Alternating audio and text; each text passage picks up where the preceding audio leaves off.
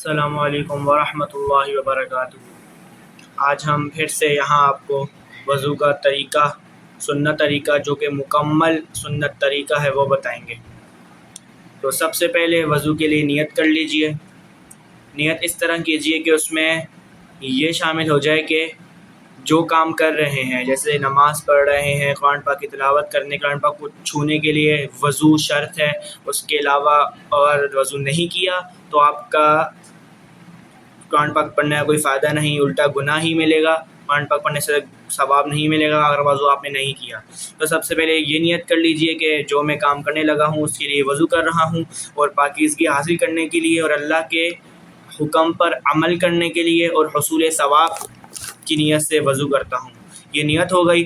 اب سب سے پہلے آپ نے کرنا کیا ہے، دونوں ہاتھ کلائی تک دھونے ہیں۔ یہ جو کلائی ہے نا، جو ہڈی ہوتی ہے ہاتھ کی، یہ دونوں ہاتھ کلائی تک دھو لینے ہیں 3 بار۔ پھر آپ نے کرنا ہے غرغرہ۔ اگر آپ کا روزہ نہیں ہے، جیسے کہ آپ رمضان میں کر رہے ہیں اور آپ کا اگر روزہ نہیں ہے تو آپ 3 بار کیجئے غرغرہ۔ پھر آپ ناک میں 3 بار پانی چڑھائیے۔ اگر آپ کا روزہ نہیں ہے تو ناک کی جو نرم ہڈی ہوتی ہے یہاں تک آپ پانی چڑھائیں، صحیح ہے۔ اب 3 بار چہرے کا، پورا چہرے کو دھوئیں، جیسا آپ کو میں نے پچھلی ویڈیو میں بنایا تھا کہ فرض کیا ہے، پیشانی کے بالوں سے لے کر تھوڑی کے نیچے تک اور ایک کان کی لو سے دوسرے کان کی لو تک 3 بار پورا منہ اچھے سے دھونا سنت ہے اور 1 بار فرض ہے۔ اب آگے ہم نے کرنا ہے کہ ہاتھ سے لے کر کوہنیوں سمیت، دونوں ہاتھ کوہنیوں سمیت 3 بار دھونا سنت ہے اور 1 بار فرض ہے۔ اب ایسے دھوئیں کہ ہلکا سا ایک ناخن کی جگہ بھی خشک نہ ہو۔ اگر کوئی جگہ خشک رہ گئی تو آپ کا وضو گیا، آپ کا وضو ہوا ہی نہیں۔ اب دونوں ہاتھ کوہنیوں سمیت دھو لیے۔ اس کے بعد کیا چیز آتی ہے، اس کے بعد آتا ہے 1 بار سر کا مسح کرنا فرض ہے، 1 بار پورے سر کا مسح کرنا سنت ہے، 1/4 سر کا مسح کرنا فرض ہے۔ اب وہ کیا ہے کہ ہاتھوں کی جو اندر کی جگہ ہوتی ہے، جو یہ چیز ہوتی ہے ہاتھوں کی، اس کو پورے بالوں پہ یوں پھیر لینا ہے۔ پہلے ہاتھ دونوں کر لینے ہیں تر، پھر یوں پورے بالوں پہ پھیر دینا ہے۔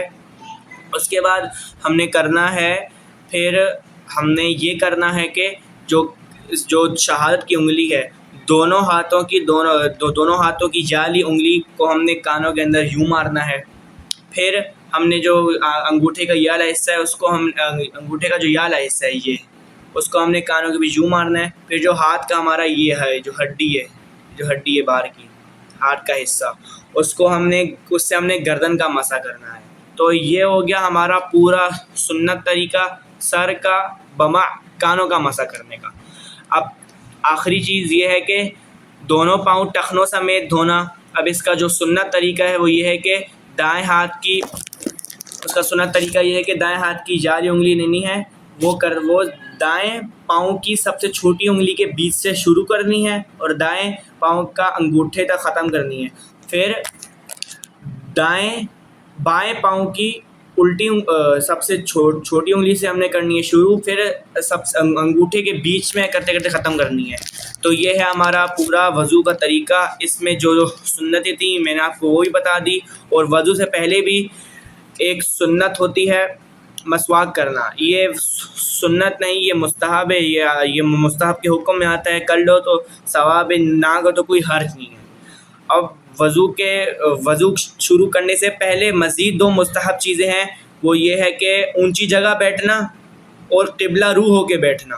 یہ 2 مستحب چیزیں ہیں، اگر آپ یہ وضو سے پہلے کر لو، یہ 3 چیزیں، اونچی جگہ بیٹھنا، قبلہ رو ہو کے بیٹھنا اور مسواک کرنا۔ اگر آپ نے یہ کر لیا تو آپ کا مستحب ہو گیا، آپ کو ثواب ملا۔ اگر آپ نے نہیں کیا تب بھی کوئی حرج نہیں ہے۔ تو پورا وضو کا طریقہ ہو چکا ہے۔ تو ملتے ہیں انشاءاللہ اگلی ویڈیو میں اگلے مسائل کے ساتھ۔ ابھی کے لیے اجازت دیجیے، اللہ حافظ۔